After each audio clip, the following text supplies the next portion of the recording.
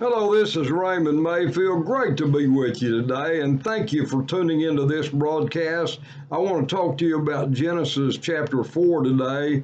In chapter 3, God sinned and removed Adam from the Garden of Eden.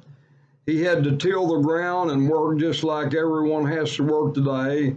And Adam and Eve no longer had access to that beautiful oasis called the Garden of Eden. And Eve gave birth to two sons by the name of Cain, and the other name was Abel. Abel was a keeper of the sheep, but Cain was a tiller of the ground, it says in Genesis chapter 4 and verse 2. In time, Cain brought an offering of the fruit of the ground, and Abel brought the firstborn of his flock, and the Lord had respect and regard for Abel and his offering in Genesis 4 and 4. But God did not like Cain's offering, so Cain was exceedingly angry and indignant, and he looked sad and depressed in verse number 5. The reason God did not like Cain's sacrifice is because it was not a blood sacrifice.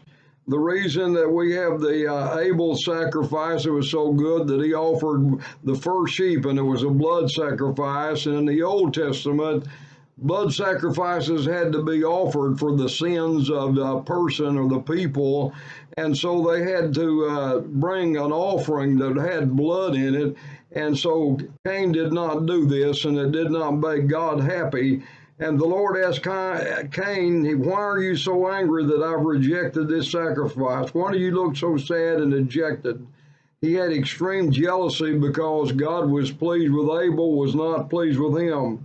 In Genesis 4 and 8, and God said to his brother, let us go out into the field. Then Cain rose up and killed his brother Abel.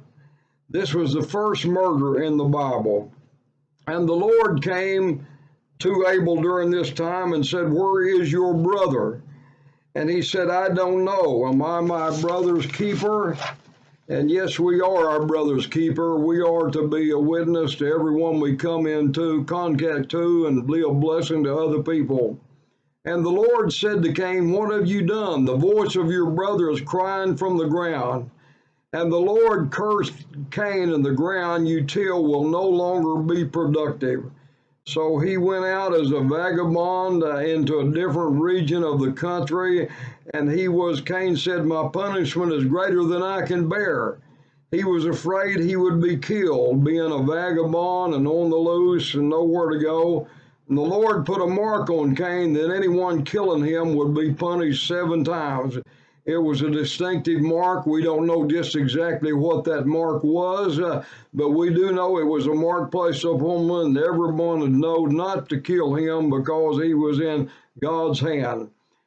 And in Genesis 4:17, and Cain's wife, one of Adam's offspring, gave birth to Enoch. And Cain built a city and named it after his son Enoch. What a great man of God Enoch was. The Bible tells us he walked with God for 300 years and was later translated. He became a great man of God. Several children were born to Enoch, and Adam's wife bore a son and called his name Seth.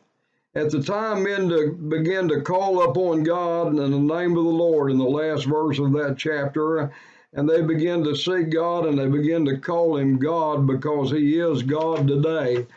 You know, there's a lot of information in this chapter and a lot of things that probably raises questions among a lot of people in the last 4 years.